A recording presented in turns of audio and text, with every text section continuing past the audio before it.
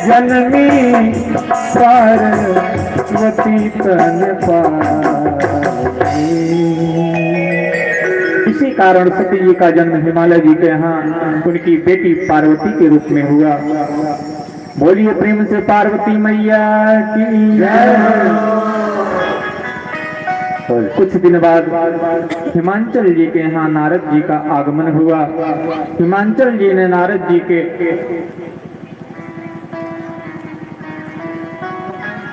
पांव धोए, पूरे घर में उस जल को सिंचित कराए हैं और पार्वती जी को बुला करके बाबा को प्रणाम कराए और अपनी बेटी का हाथ दिखलाए और बोले, बाबा नारद जी आप तो सब जानते हैं, जरा मेरी बेटी का हाथ देखकर बताइए कि इसके अंदर क्या क्या दोष है। अब देखिए दोष क्यों पूछ रहे हैं। दोष इसलिए पूछ रहे हैं कि मेरी बेटी के भाग्य में कोई दोष हो तो उस दोष का उपाय करके उस दोष को दूर कर दिया जाए। हिमांचल जी दोष पूछे और बाबा नारद जी महाराज उसके गुण बताने लगे। नारद जी महाराज बता रहे हैं, नारद जी बोले कि महाराज आपकी बेटी उमा, अंबिका, भवानी सब गुणों की खानी, आपकी बेटी का स्मरण करके संसार की स्त्रियां पतिव्रत धर्म का पालन करेंगी। आपकी बेटी से आपकी कीर्ति बढ़ेगी।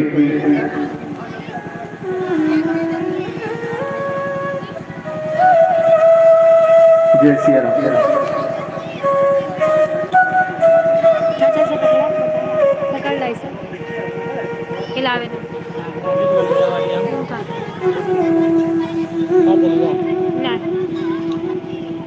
अब नारद जी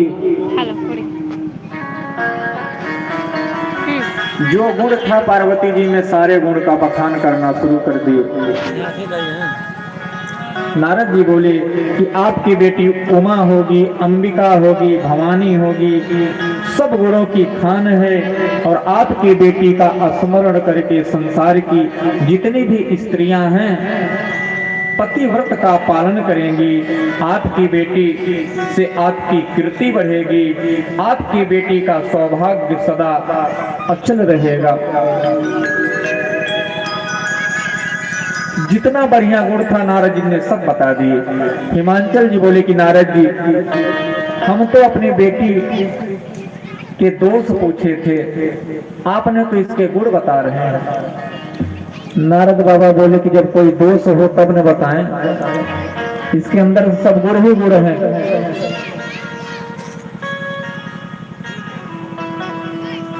लेकिन बाबा ने कहा कि धीरे से इससे जिसका विवाह होगा उसके अंदर दोष है, कहिए तो बताएं। हिमांचल जी ने कहा कि बताइए बाबा। नारद महाराज बता रहे हैं, अगुण अमान मातु पितु हीना उदासीन सब संशय छीना। नारद जी बताए अगुण होगा, 3 प्रकार के गुण होते हैं, रज, सततम और रज। नारद जी कहना चाहते हैं कि तीनों गुणों से परे होगा और हिमांचल महाराज समझ लिए कि उसमें कोई गुण ही नहीं होगा। नारद जी बोले अमान होगा, यानी मान रहित होगा। हिमांचल जी के समझ में आया कि इनका कोई सम्मान ही नहीं होगा। नारद जी बोले कि उसके माता पिता नहीं होंगे, विशाल जटाएं होगी, जो भी होगा नंगा रहेगा, अमंगल भेष होगा, ऐसा आपकी बिटिया को पति मिलेगा। ऐसा इसके हाथ में लिखा है। हिमांचल जी, मैना जी सुनकर लगे रोने। पार्वती जी भी रो रही हैं, लेकिन दोनों के रुलाए में अंतर है। पार्वती जी इसलिए रो रही हैं कि जो मैंने शरीर त्याग से पहले राम जी से वर मांगा था, लगता है राम जी की बात सत्य हो गई। और हिमांचल मैना इसलिए रो रहे हैं कि इतनी बढ़िया बिटिया को ऐसा बावला दूल्हा दिए ब्रह्मा ने, और पार्वती जी प्रसन्नता में रो रही हैं कि जैसे नारद जी ने बताया वो सब लक्षण मेरे भोले भंडारी में लगता है। राम जी से जो वरदान मैंने मांगा था मुझे प्राप्त हो गया है।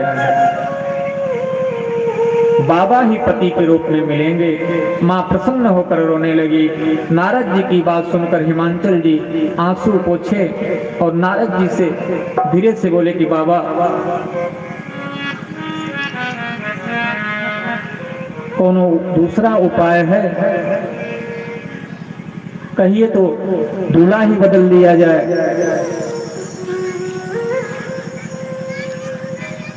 आजकल होते हैं यजमान लोग, पंडित जी लोगों के पास जाते हैं और बोलते हैं कि बाबा कोई उपाय बताइए तो मैं सुखी हो जाऊं। अब सुखी होने का उपाय पंडित जी महाराज क्या बताएंगे? सुखी होना तो आपके हाथ में है। उसी तरह यहाँ पर हिमांचल महाराज भी नारद जी से बोल रहे हैं, कोई पूजा पाठ, कोई उपाय है बताइए, और कहिए तो दूल्हा ही बदल दिया जाए। जब इतनी बात नारद जी सुने तो क्रोधित हो गए। नारद जी कहें कि कह मुनि सहिमवंत सुनो, जो विधि लिखा लीला, देव धनुज नर नाग मुनि, कौन में तन्हार। नारद जी ने कहा, हमारे पिता ब्रह्मा ने आपके बिटिया के भाग्य में जो जो लिख दिए, देवता, मनुष्य, नाग, मुनि, कोई भी उसको मिटा नहीं सकता है। दूल्हा तो वही मिलेगा। लेकिन एक बात बताएं, नारद जी करें हिमांचल जी से एक बात बताएं, जो जो गुण आपके बेटी के दूल्हे में है, वही वही गुण भोले बाबा में भी है। सारे गुण भोले बाबा में विद्यमान हैं। यदि बाबा के साथ आपके बिटिया का विवाह हो जाएगा तो आपकी जय जयकार हो जाएगी, कीर्ति बढ़ जाएगी। अब हिमांचल जी कह रहे हैं कि हमारी बेटी से शंकर जी विवाह क्यों करेंगे? नारद जी बोले, उपाय मैं बता रहा हूं कि भावी मेटी इस जगत में भोले बाबा ही हैं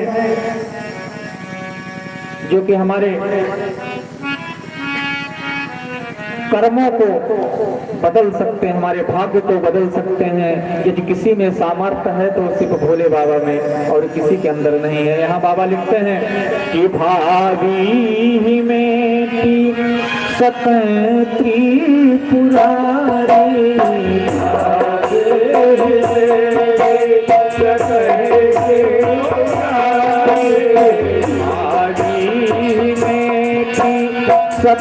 सकती पुरारी,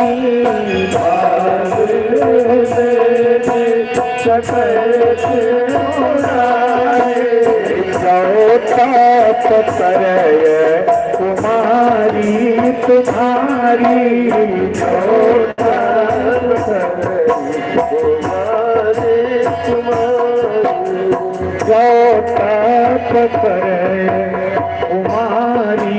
कुमारी तुम्हारी, तुम्हारे तुम्हारे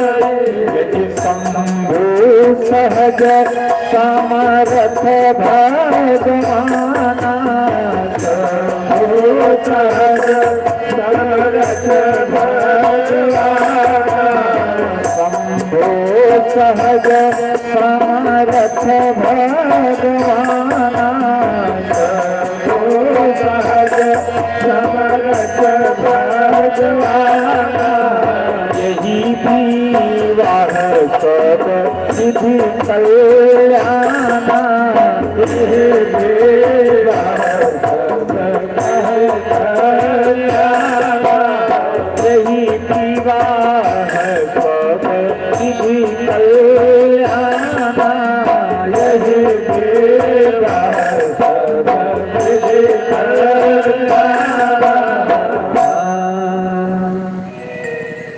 नारद जी ने कहा कि महाराज अगर आपकी बिटिया जाकर तप करेगी तो शंकर जी इसको प्राप्त हो जाएंगे। अब यहाँ एक बात समझिएगा कि अपनी संतान अभी तक कल्याण है ना क्यों ना हो, अपनी संतान को जीवन में आराम से कुछ भी नहीं प्राप्त होना चाहिए।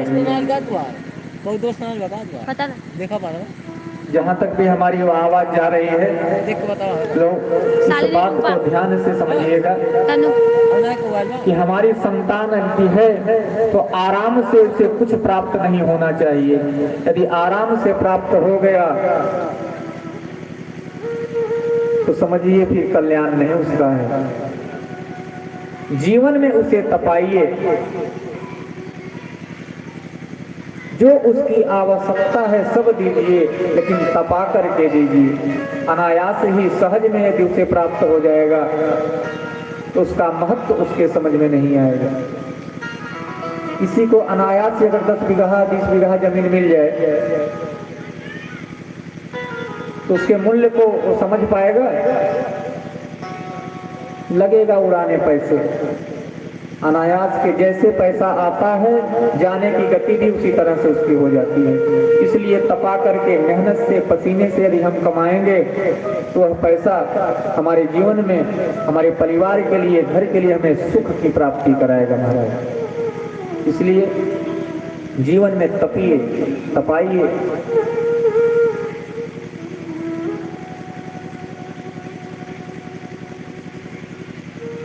यदि आप चाहते हैं कि आपके बाद आपकी संपत्ति बनी रहे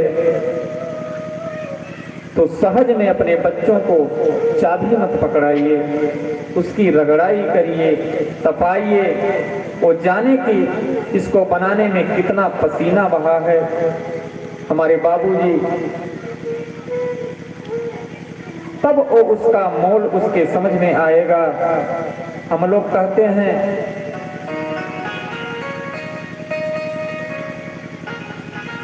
कि हमारे पिताजी हमें बहुत त्रास देते हैं। तो त्रास क्यों दिया जाता है जानते हैं? जिस तरह दूध, सभी लोग दूध को जानते हैं, गाय का हो, भैंस का हो, बकरी का हो। दूध से दही, दही से मक्खन और मक्खन से घी निकलता है। चारों को जब सताया जाता है तब ना दूध को गर्म करते हैं, उसके बाद उससे दही बनाई जाती है। और दही को मथा जाता है तब जाके मक्खन हमें प्राप्त होता है, तब घी निकलता है। उसी तरह से जीवन में हमें भी अपने आप को तपाना चाहिए। इसलिए उसके मोल भी अलग अलग होते हैं। दूध के अलग मोल हैं, दही के अलग मोल हैं, घी के अलग मोल हैं। इसलिए अपने संतान को घी बनाइए, तपा तपा कर घी बनाइए। ऐसा प्रयत्न रहे कि सहज में उसे कुछ न प्राप्त होने पाए। तब से प्राप्त होगा उस वस्तु के महत्व के विषय में उसे जानकारी होगी, तब उसको संभाल के रख सकता है। अन्यथा आज कल तो क्या हो रहा है सीताराम जाने। पार्वती जी ने जाकर के कठोर तपस्या की। आकाशवाणी हुई कि पार्वती जी, ऐसी तपस्या आज तक किसी ने नहीं किया। भय अनेक धीर मुनि ज्ञानी, असत पाहुन कीन्ह भवानी। आकाशवाणी हुई कि हे देवी, और कुछ छोड़ता इतना बड़ा कान दिखे तो आप जैसा इस जगत में किसी ने तप नहीं किया। अंदर रहते सर पिताजी बुलाने आए तो घर चले जाइएगा। सप्त ऋषि मिलेंगे तो हमारे वचनों को सत्य समझिएगा। बस अब कथा बदलती है। सती जी के जाने के बाद शिव जी को वैराग्य हो गया, लगे इधर उधर घूमने। भगत लोग मिलते तो कथा सुनाते, कहीं कथा होती तो जाकर बैठकर सुनने लगते। यही कथा सुनते सुनाते उनके नियम प्रेम को देखकर एक दिन राम जी उनके सामने प्रकट हो गए और जाकर बोलते क्या है, प्रगटे राम कृतज्ञ कृपाला। प्रकट होकर राम जी लगे पार्वती जी के जन्म की कथा सुनाने। शिव जी ने जब कथा सुना तो कहे धन्य है प्रभु, धन्य है। पिछले जन्म में जिस पार्वती सती ने आपकी कथा नहीं सुनी, उसे संशय हो गया है आपके प्रति, उसी की कथा आप इतनी बढ़िया सुना रहे हैं।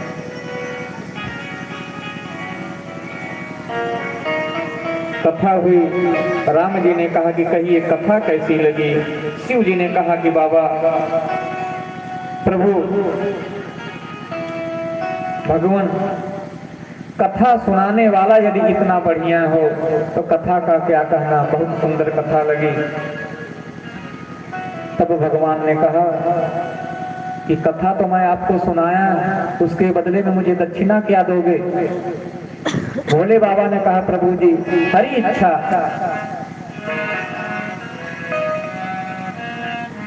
एक ध्यान कर आवत बंगा से बाबा बोले जो इच्छा सो मांग लीजिए प्रभु। राम जी ने कहा कि मेरी दक्षिणा सुनिए कि जाई विवाह हुसैल जही, यही मोही मांगे दे। ऐसी दक्षिणा राम जी ने मांगा। बोले कि बाबा जाकर पार्वती जी से विवाह करिए। शंकर जी ने पहले मना कर दिया, बोले उचित नहीं है प्रभु। लड़की का विवाह करने के लिए लड़की वाले लड़के के घर पे जाते हैं, और मैं तो लड़का वाला हूँ, आप मुझे ही लड़की के घर पे जाने के लिए कह रहे हैं। यह कहाँ उचित है, यह तो उल्टा हो जाएगा।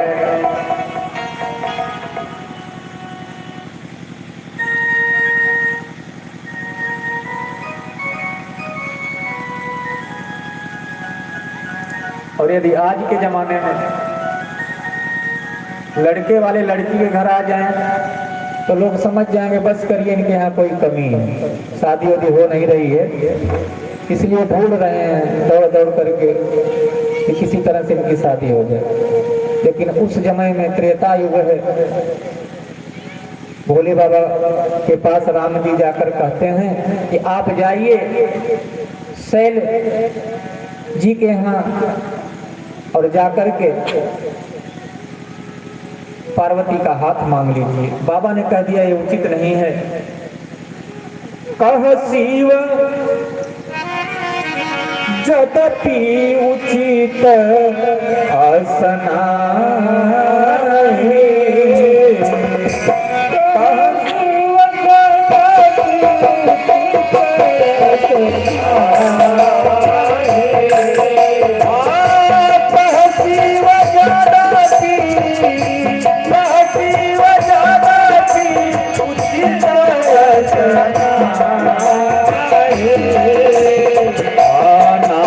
बचन बोली मैं तीन बचन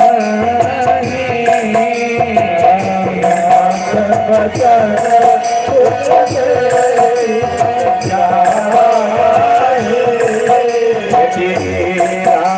बचन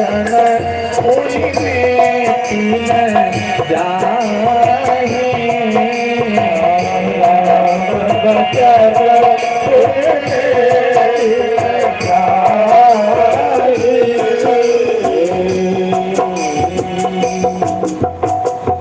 शिव जी ने कहा कि प्रभु ये उचित नहीं है, लेकिन आपकी आज्ञा बुरा भी नहीं सकता। प्रभु जो आज्ञा सिरोधार्य है।